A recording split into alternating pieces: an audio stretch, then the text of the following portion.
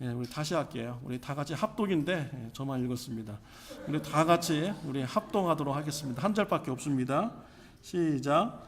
너희는 이 세대를 본받지 말고 오직 마음을 새롭게 함으로 변화를 받아 하나님의 선하시고 기뻐하시고 온전하신 뜻이 무엇인지 분별하도록 하라.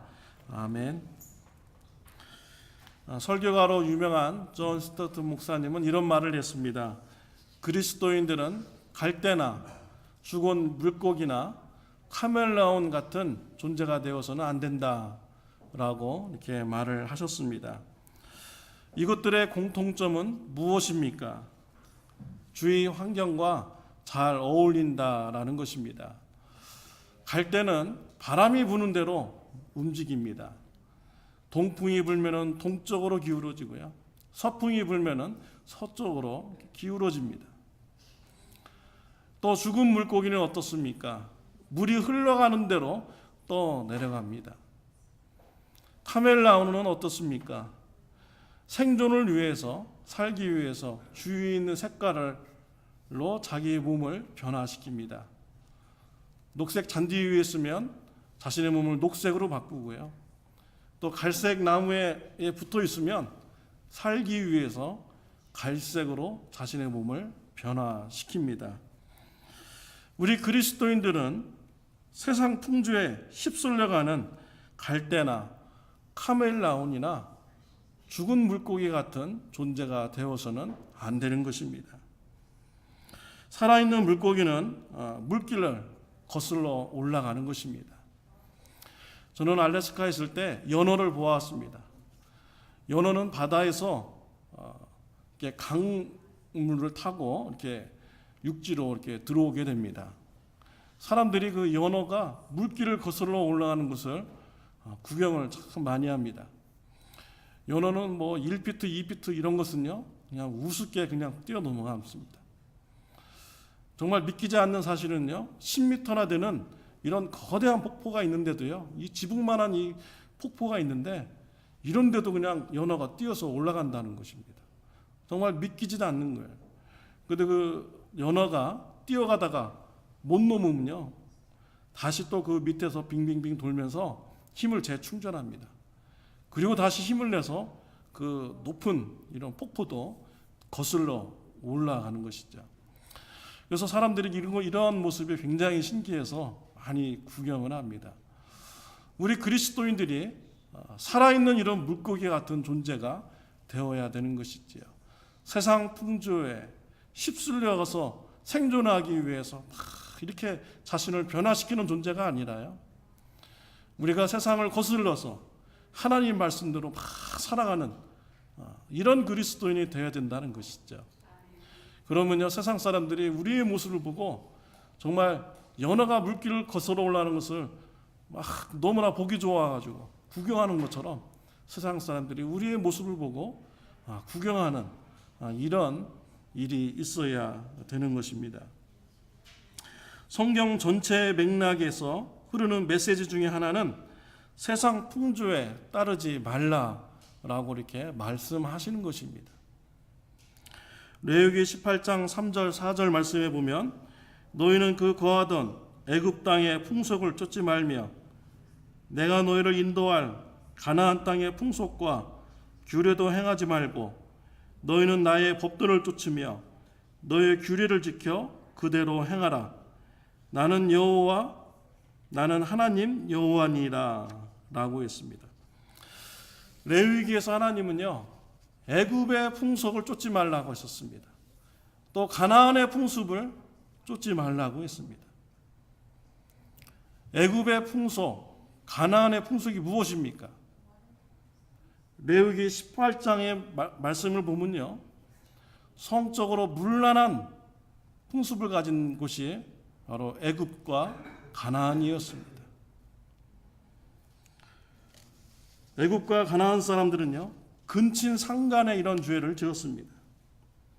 또 동성연애를 하는 자들이었습니다. 또 동물들을 우상으로 섬기고 그 동물을 굉장히 신성시 여기면서 그 동물들과 성적인 교합을 하는 사람들이 바로 애굽 사람과 가나안 사람들이었죠. 성적으로 매우 문란한 이런 세대, 이런 풍습, 성적으로 매우 개방된 풍습을 가진 자들이 바로 애굽과 가나안의 사람들이었습니다. 이런 음란한 세대의 풍습을 쫓지 말라라고 성경에서 말씀하여 주고 있는 것입니다. 저는 이러한 모습을 보면서 오늘날 현대에 성적으로 개방된 우리의 그런 사회의 모습을 보는 듯 하였습니다. 우리가 살고 있는 이 미국 사회에 얼마나 성적으로 많이 개방이 되었습니까? 그렇다고 해서 우리가 이런 성적인 개방된 이런 풍습을 우리가 쫓아가서는 안 되는 것입니다.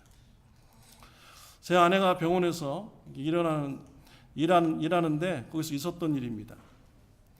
어떤 사람이 교통사고를 당해서 입원을 했습니다. 그러니까 가족들이 이제 병문안을 오게 된 거예요. 아내도 와서 남편을 병간호하고 있었습니다. 그런데 모르는 여인 2명이 오더니요, 자기 남편이라고 그러는 거예요. 그래가지고 2명의 여인들이 서로 내 남편이다 하고 병원에서 싸움이 붙었습니다. 의사 선생님이 와가지고 막 둘이 떼놓고요. 그리고 한 여인은 내 남편이다 하고 그 옆에 앉아가지고 계속 남편을 지켰다고 합니다. 이런 일이요, 텔레비전이나 좀 이렇게 볼 일이라고 생각하지만 우리 주변에 이러한 일이 지금 일어나고 있습니다. 요즘에는요, 우리 남자들이 공공시설에서요, 화장실 가는 게 굉장히 불편해졌습니다. 여러분들 이렇게 보시면요, 전에는 남자 전용 화장실, 여자 전용 화장실이 이렇게 있었어요. 근데 요즘에 바뀌어가지고요, 여자 전용 화장실이 있는데 남자 전용 화장실은 없습니다. 남자 전용 화장실 그 문칸에 보면 남자 여자 공용이라고 딱 붙어 있어요. 그래서 남자들이요, 화장실 갈 때 불편해요. 여자들은 양쪽을 다 사용하는데 남자들은 한쪽만 사용하잖아요. 그래가지고 참 이게 어떨 때는 또 놀랄 때도 있어요. 여자가 갑자기 퍽 튀어나오니까 내가 잘못 봤나 하고서 다시 문을 확인할 때도 이렇게 있습니다. 요즘 참 불편해요. 우리 교회도 마찬가지잖아요.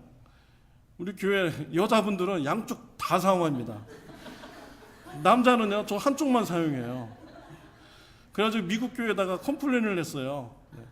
남자 전용 화장실을 만들어 달라고. 그랬더니 목사님이 문화 차이가 있어서 잘 이해를 못한다, 이렇게 말씀을 하시더라고요. 이게 왜 이렇게 됐습니까? 이 미국이라는 이런 사회가요, 성적으로 전환하는 사람들, 또 이런 게이들, 이런 사람들이 있기 때문에 화장실을 그렇게까지 이렇게 좀 돼버린 것입니다. 또 우리 미국은요, 동성 결혼이 합법화된 주가 또 이렇게 많습니다. 또 독일도 지금 제가 한 달 전인가요, 인터넷 뉴스로 보았습니다. 동성 결혼이 합법화되었다고 이런 뉴스를 이렇게 보았습니다. 현대의 성적 문화가 그렇습니다. 동성 결혼이 합법화가 되는 이런 세대고요, 성적으로 문란한 세대고 개방된 세대를 지금 살아가고 있습니다. 우리 그리스도인들은 어떻게 해야 되겠습니까? 세상 풍조에 밀려서 그들과 같이 똑같이 살아야 되겠습니까? 성경에서는 이 세상 풍습을 쫓지 말라, 이 세대를 본받지 말라라고 이렇게 말씀하여 주시고 있습니다. 저와 여러분들은 반항하는 걸 참 좋아하잖아요. 말 안 듣는 거 참 좋아합니다. 우리 학생들도 아마 굉장히 좋아할 거예요. 부모님 반항하는 거 굉장히 좋아하죠. 여러분, 반항하는 건요, 어떨 때 반항해야 됩니까? 바로 이럴 때 반항해야 되는 거예요. 세상 풍습을 여러분들을 밀어붙일 때, 여러분 그런 데에서 반항할 줄 아는 사람이 바로 진정한 반항아입니다. 여러분, 세상 풍습에 반항할 수 있는 저와 여러분들이 되시기를 바랍니다. 성적 순결을 지키라 라는 것을 우습게 보는 그런 사람들에 대해서 반항할 줄을 알아야 되는 것입니다. 사랑하는 성도 여러분, 이 세대를 본받지 않는 저와 여러분들이 되시기를 바랍니다. 에스겔서 11장 12절의 말씀에 보면은 너희가 나를 여호와인 줄 알리라. 너희가 내 윤리를 행치 아니하며 규례를 지키지 아니하고 너희 사면에 있는 이방인의 규례대로 행하였느니라 라고 하였습니다. 에스겔 선지자는 바벨론 포로기에 활동한 선지자입니다. 이스라엘 사람들이 바벨론으로 포로로 끌려왔습니다. 노예 생활을 합니다. 그들에게 퀘스천이 있었어요. 우리는 하나님을 믿는 사람들인데 왜 바벨론에 와서 우리가 포로 생활을 해야 되는가? 우리 하나님이 약한 하나님이신가? 여기에 대한 질문을 그들이 가지고 있었습니다. 여기에 대한 질문의 답을 에스겔 선지자가 하나님의 말씀을 받아서 대언하여 주었습니다. 바벨론 포로 생활을 왜 하게 되었는가? 그들이 이방인의 풍습을 따라서 살았기 때문에 바벨론 포로 생활을 한다고 에스겔 선지자는 말씀을 선포하여 주었습니다. 그 당시에 유대인들은요, 하나님을 믿는다고 하면서요, 가나안 사람들이 섬기는 바벨 신을 섬겼습니다. 바알 신을 섬겼습니다. 아세라 신을 섬겼어요. 바알 신을 섬기면 농사가 잘 되어서 부자가 된다고 하니까요, 그 욕심에 하나님도 섬기고 바알 신도 섬기고 이런 신앙생활을 그들이 지향했다라는 것이죠. 종교 혼합주의적인 신앙생활을 한 것입니다. 종교 다원주의적인 신앙생활을 한 것이에요. 하나님 믿어도 구원받고 바알 믿어도 구원받고 이런 식의 신앙생활을 한 것입니다. 하나님께서는 이런 종교 다원주의, 종교 혼합주의를 인정하지 않으셨습니다. 그들을 오히려 심판하신 분이 바로 우리 하나님이신 것입니다. 몇 주 전에도 저희 교회 미국 사람이 2부 예배 때 여기 와서 이렇게 앉아 있었습니다. 그래서 우리가 통역기를 주어서 예배를 드리게 했습니다. 예배를 마치고 미국 사람이 와가지고 인사를 했어요. 우리 조셉이 통역을 이렇게 해 주었습니다. 근데 그 사람이요, 저한테 막 얘기하는데 이슬람에 대해서 막 얘기하는 거예요. 우리 교회 와가지고 캘리포니아에 이슬람 지부가 뭐 몇 개가 뭐 있고 나는 여기서 이슬람식으로 내가 기도하고 싶다. 이렇게 저한테 얘기를 하더라고요. 이게 뭡니까? 이슬람 믿는 사람이 왜 교회에 와서 이슬람의 기도를 합니까? 여기 길 건너면 이슬람 사원이 있다고 제가 알려줬어요. 그래서 그쪽으로 이렇게 보냈습니다. 세상 사람들이 이래요. 하나님 믿어도 구원받는다고 생각하고 알라 믿어도 구원받는다고 생각하고 불교 믿어도 구원받는다고 생각하고 이렇게 신앙생활을 그들이 하고 있는 것입니다. 성경에서는 무엇이라고 말씀을 하고 있습니까? 성경에서는 종교다원주의를 인정합니까? 성경에서는 어느 곳도 종교다원주의를 인정하지 않습니다. 오직 예수 그리스도를 통해서만이 구원받는다고 말씀하여 주고 있는 것입니다. 사도행전 4장 12절에 다른 이로서는 구원받을 수 없나니 저나 사람 중에 구원을 받을 만한 다른 이름을 우리에게 주신 일이 없습니다 라고 말씀을 하셨어요. 구원받을 이름을, 다른 이름을 우리에게 주신 적이 없다라고 성경에서 말씀하여 주고 있습니다. 오직 예수님을 통해서만이 구원받는다고 말씀하셨습니다. 요한복음 14장 6절에서도 예수께서 이르시되 내가 곧 길이요 진리요 생명이니 나로 말미암지 않고서는 아버지께로 올 자가 없느니라 라고 말씀하셨습니다. 나로 말미암지 않고서는 아버지께로 올 자가 없다 라고 성경에서 분명히 말씀하셨습니다. 오직 예수님을 통해서만이 구원받을 수가 있는 것입니다.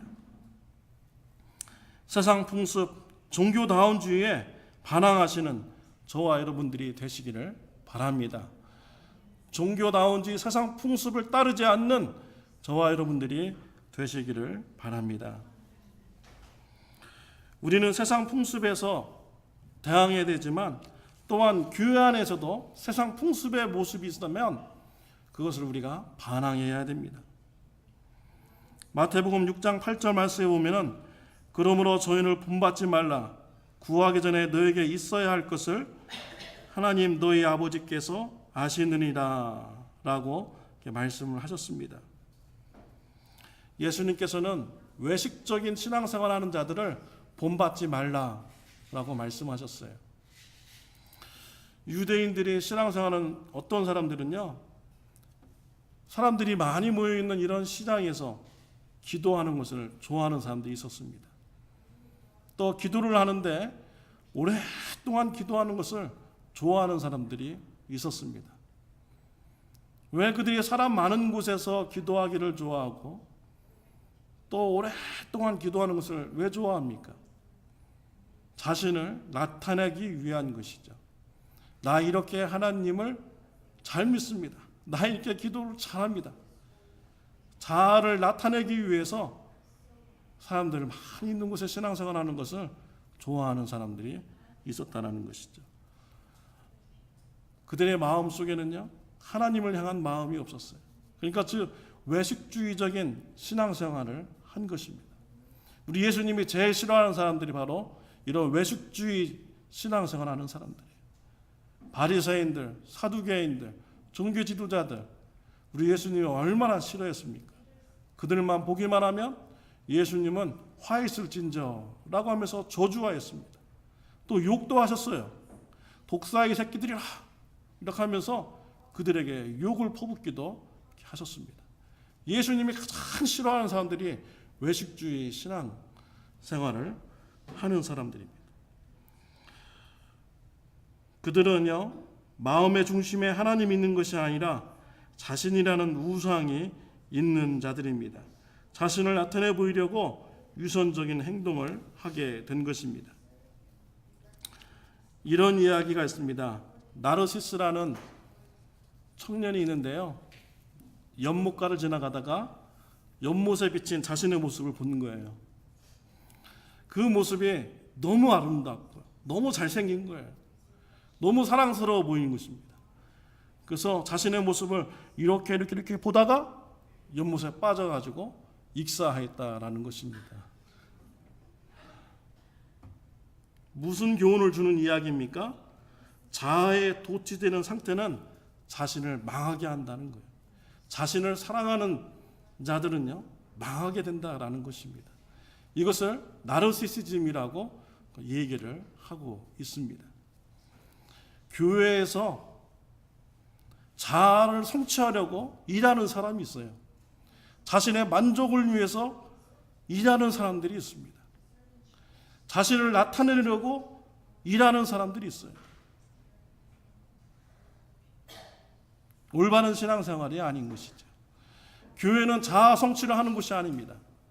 자아를 나타내는 곳이 아닙니다. 교회는 하나님의 뜻을 나타내는 곳입니다. 교회는 하나님의 뜻이 이루어져야 되는 교회입니다. 교회는 주는 그리스도시여 살아계신 하나님의 아들이십니다 라는 구원의 말씀이 선포되고 그 사역이 이루어지는 곳이 바로 교회인 것이지요. 오직 하나님의 뜻만이 교회에서 이루어져야 되는 것입니다.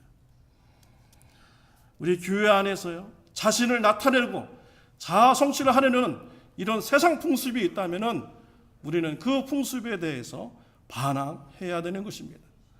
그 풍습을 우리는 몰아내야 되는 것입니다. 이 세대를 쫓지 않는 저와 여러분들이 되시기를 바랍니다. 베드로전서 1장 15절 16절 말씀에는요, 오직 너희를 부르신 거룩한 자처럼 너희도 모든 행실에 너희도 거룩한 자가 되라.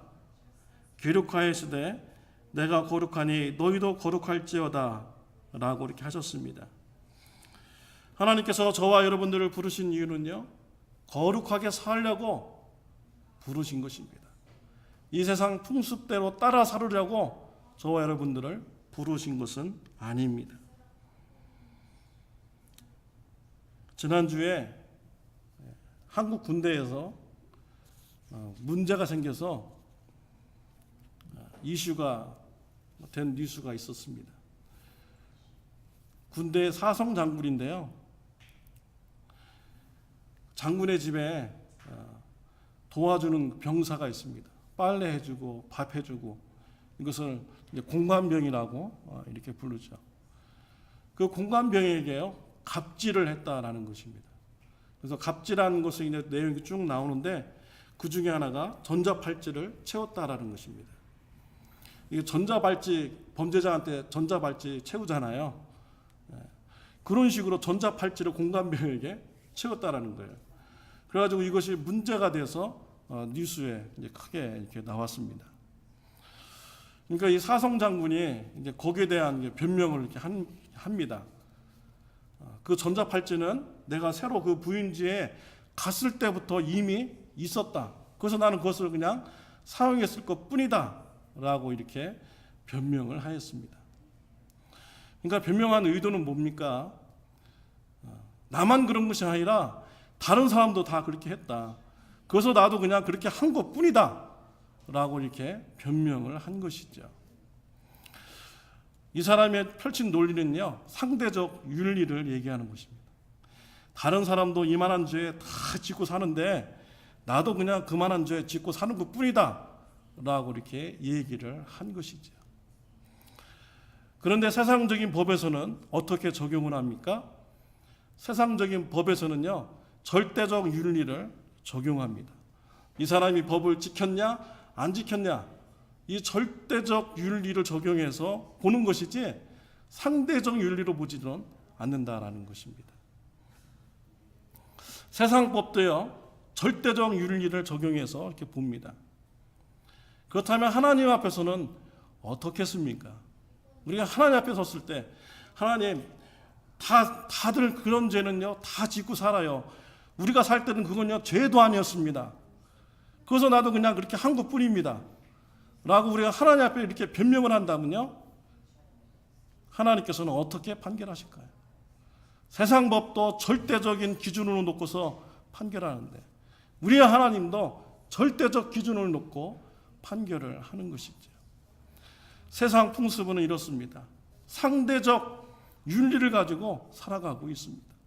남들도 다 그런 죄를 짓고 있습니다. 나도 그래서 이런 조그마한 죄 하나 더 짓고 그냥 남들과 똑같이 살아가는 것입니다. 이렇게 살아가는 것이 바로 세상의 풍습의 모습인 것이죠. 사랑하는 성도 여러분, 이런 상대적 윤리의 세상 풍습을 따라가지 않는 저와 여러분들이 되시기를 바랍니다. 상대적 윤리에 대해서 반항할 수 있는 저와 여러분들이 되시기를 바랍니다. 누가복음 6장 46절 말씀에 보면은 너희는 나를 주여 주여 하면서도 어찌하여 나의 말하는 것을 행치 아니하느냐 라고 이렇게 말씀을 하셨습니다.